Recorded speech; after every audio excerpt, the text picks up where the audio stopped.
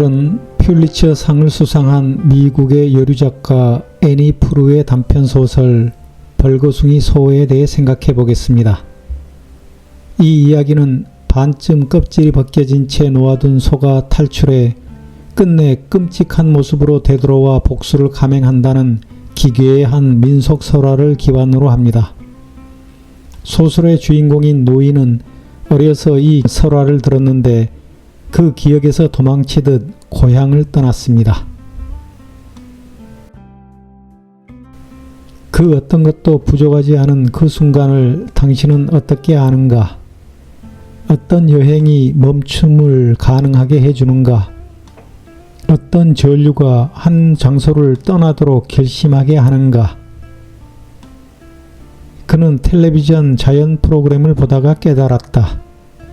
자신만의 땅과 자신만의 여자가 필요해 그곳을 떠났었다는 것을. 얼마나 많은 여자들이 있었던가. 그는 3번인가 4번 결혼했고 그걸로 충분히 시험해 본 셈이었다. 오랜 세월이 흐른 어느 겨울날 83세가 된 그는 동생의 사망 소식을 듣고 고향으로 향합니다.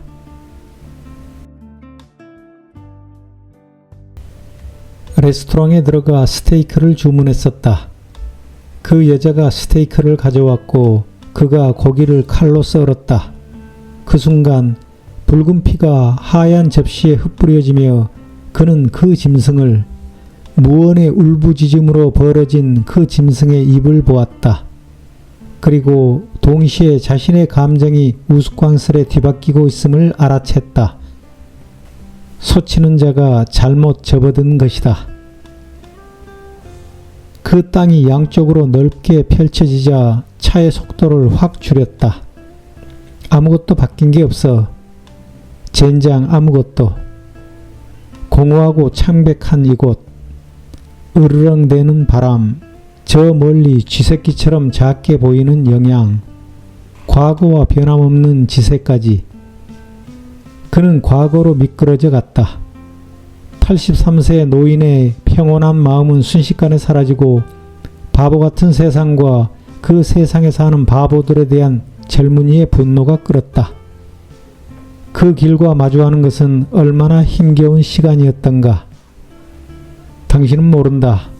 그것이 어떤 것인지를.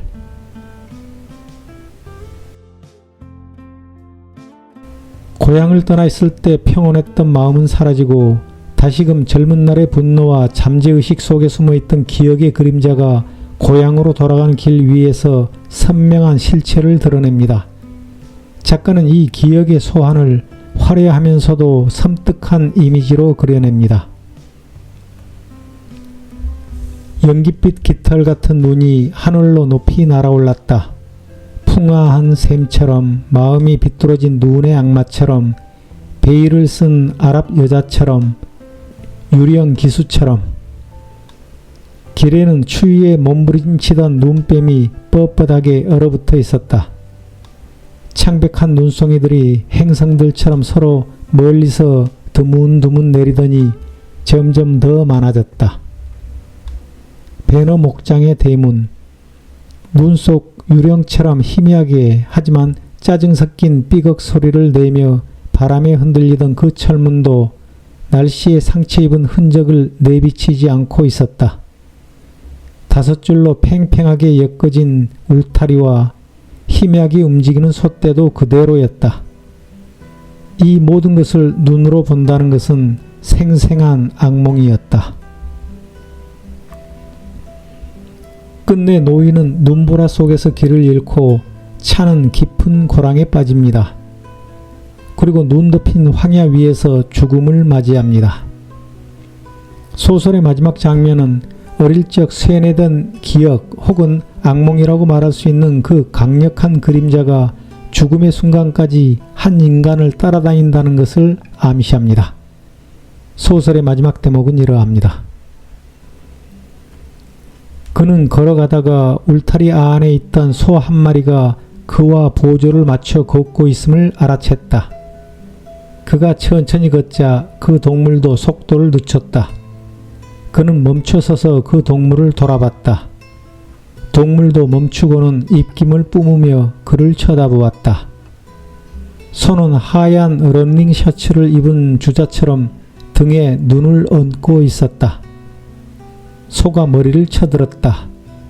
그 울부짖는 차가운 눈빛 속에서 그는 알았다. 자신이 또다시 틀렸음을. 가죽이 반만 벗겨진 소의 붉은 눈은 항상 그를 응시하고 있었음을.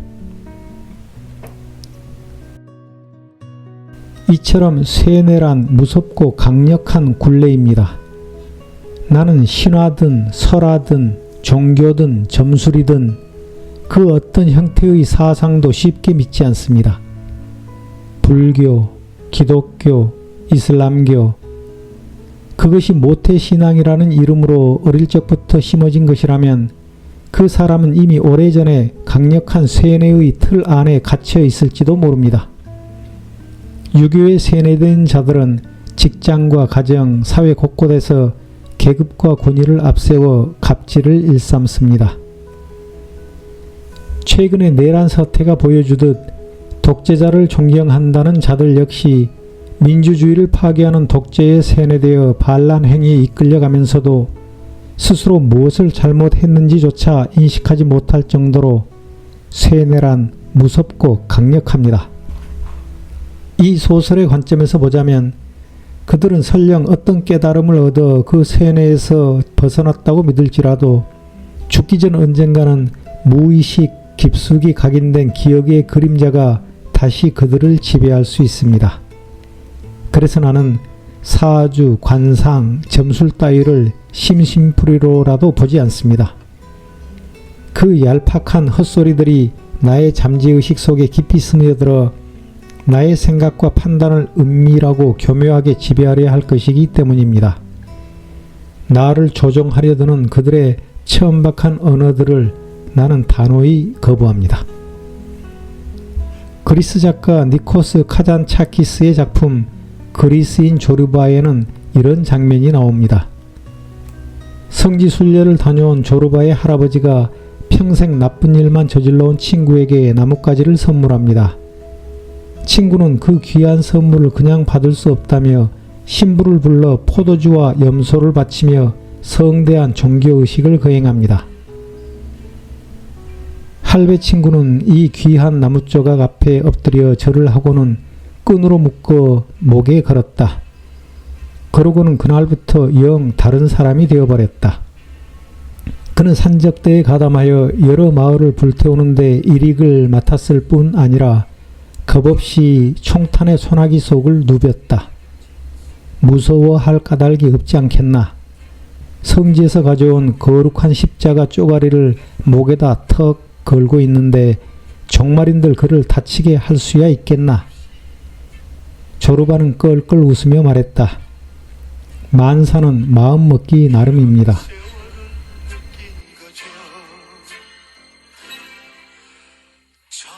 나는 이렇게 말합니다. 만사는 세뇌되기 나름입니다. 감사합니다. 윤 대통령을 둘러싼 무속 의혹과 이번 비상계엄 선포를 연관짓는 글이 등장했습니다. 비상계엄 선포 일자인 12월 3일 10시 30분을 한자로 표기에 조합하면 12월 3일 10시 30분으로 임금왕자가 연속으로 나타난다는 것입니다. 지난 1일 국민의힘 5차 토론회입니다. 손짓까지 더해 열변을 토하는 윤석열 전 검찰총장의 손바닥 자세히 들여다보니 한자로 왕이 적혀 있습니다. 눈에 확 띌 정도로 선명합니다. 한 번뿐이었을까요? 지난 토론회 화면도 찾아봤습니다. 2차에서는 보이지 않던 글씨가 3차와 4차 토론회에서는 확연히 확인됩니다. 그러니까 3차례 잇따라 손바닥 한가운데 왕자를 적고 나온 겁니다.